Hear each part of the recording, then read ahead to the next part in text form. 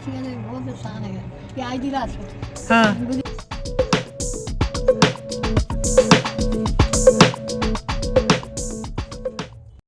अभी पक्की धूप नहीं निकली है, थोड़ी सी और रुक जाओ। अभी सुबह सुबह का टाइम है, थोड़ा और धूप निकल आए। कपड़े धो के डाले हैं ना, तो वो हटा देते हैं, तब सफाई कर लें, फिर आपको बिठाते हैं बाहर। आप सभी का बहुत बहुत स्वागत है। नया दिन नई ऊर्जा के साथ साथ नए नए जो काम होते हैं आते जाते हैं ना, वो दिख जाते हैं। अब ये देखिए, कुछ मैट्स थे, कुछ डोर मैट्स थे, सबको धोना था। अब मैं चाहती तो इसे वॉशिंग मशीन में डाल के धो सकती थी, पर मैंने कहा कि नहीं, इसे हाथ से ही धोएंगे। और ज़्यादातर मैं कोशिश करती हूँ कि मैट्स वगैरह हो ना, वो हाथ से ही धुल जाए, ताकि अच्छे से क्लीन हो जाए।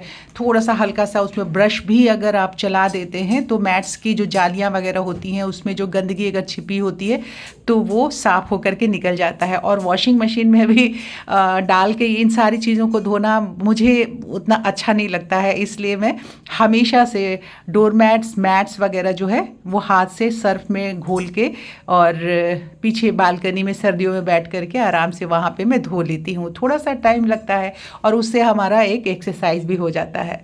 और फिर उसके बाद चूँकि शावर मैंने सुबह ही आज ले लिया था, सुबह सुबह 7:30 बजे ही, तो घर के जो बाकी डस्टिंग वगैरह काम था, बेड वगैरह ठीक करना, वो उन सारे कामों में मैं लग गई थी। दोस्तों, एक कमरे की सफाई में तकरीबन 10 या 12 सेकंड तो लगता नहीं है, पर आप सबको हम 10 से 12 सेकंड ही दिखा सकते हैं।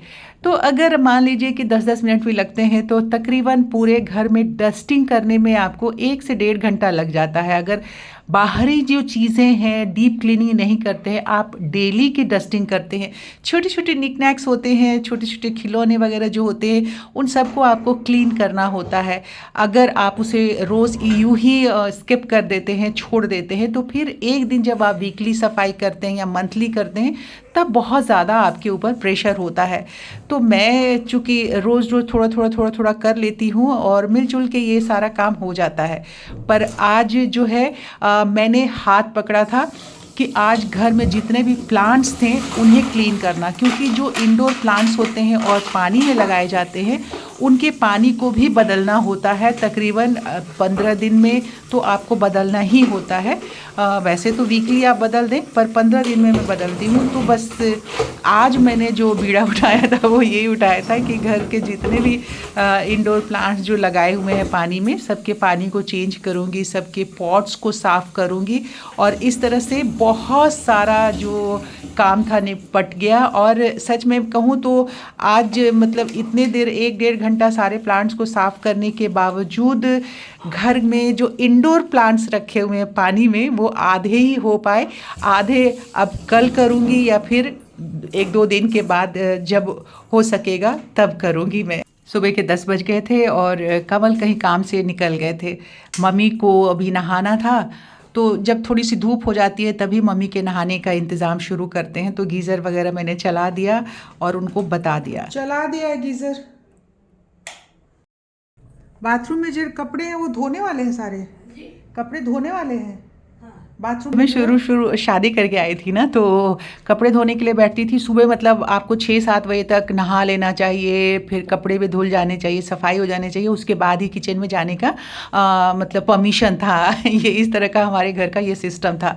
तो बस ये सारा कुछ करके जब कपड़े धोने के लिए मैं बैठती थी, तो एक के बाद 2, 3, 4 एक कपड़े लेकर बैठती थी। इतने सारे कपड़े, तो पता चला कि डैडी के जितने भी सफारी उफारी कपड़े थे सब वो ला करके दे दी थी धोने के लिए।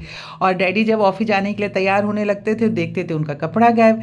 तो ये रोज इस बात को लेकर के होता था। तो ये शुरू से आदत है मम्मी की।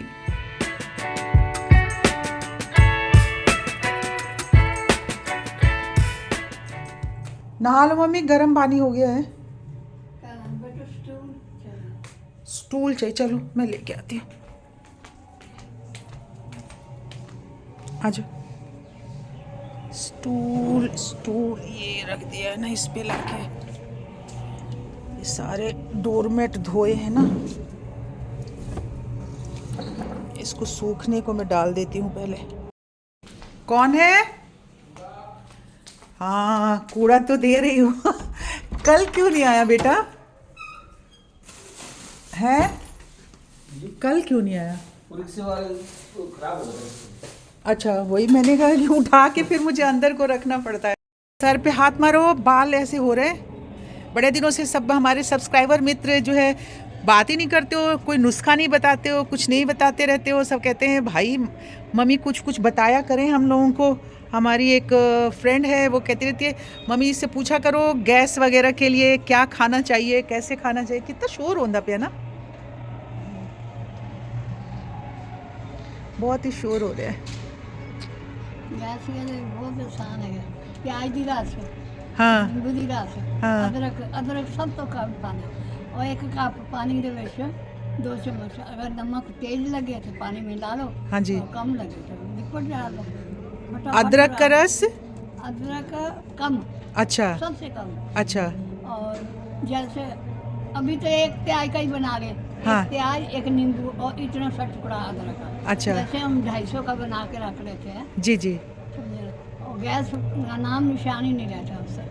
चलो तो साथियों, ये नुस्खा जो है आप सबके लिए है। 91 इयर्स की हमारी मदर इन लॉ है और इनका अनुभव यही कहता है।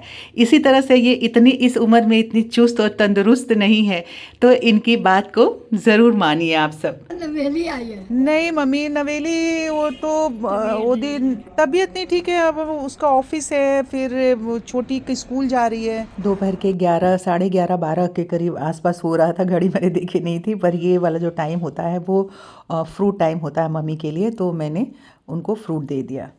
आया हुआ तो शायद मधु दीदी है ना, वो जो उनकी वो क्या नाम है, एक मधु है ना ऑस्ट्रेलिया में, कि कहाँ रहती है, तो वो ही कुछ कह रही थी कि वो आने वाली है या कुछ ऐसा होने वाला है, तो उसकी वजह से उन्होंने कहा कि अगर वो नहीं आएंगी तो मैं बताऊंगी। मैंने बोला था कि शिफ्ट करना है तो कोई हाँ, मैंने कहा कोई ज़रूरत हो तो बताना। हाँ पोली हाँ, तो मैंने बोला था, तो बोली कि ज़रूरत होगी तो मैं बताऊंगी। फिर कोई फ़ोन तो आया नहीं। मम्मी ने फ्रूट खा लिया था। यहीं धूप होती है तो सारा दिन फिर बैठी रहती हैं शाम तक यहीं पे, फिर मैंने उनको खाना भी खिला दिया। अब तकरीबन 2:20 हो रहे थे, मैंने प्लेट वगैरह उठा के अंदर रख दिया। फीमेल्स को ना प्रोटीन और फाइबर की बहुत ज़रूरत होती है इस एज में, तो ये देखिए मैं क्या लेके आई हूँ। सबने खाना खा लिया, मैं भी खाना लेकर के आई हूँ। ये बनी आलू मेथी की सब्ज़ी, आलू भिंडी की सब्ज़ी कल की थी, और दाल और चपाती। बस अब यहाँ धूप आती है ना, आप सबको मालूम तो है इस कमरे में, तो यहाँ बैठ के मैं खाना खाऊंगी। आप सबसे विदा लेती हूँ। आप सब अपनी सेहत का बहुत सारा ख्याल रखें। नमस्कार।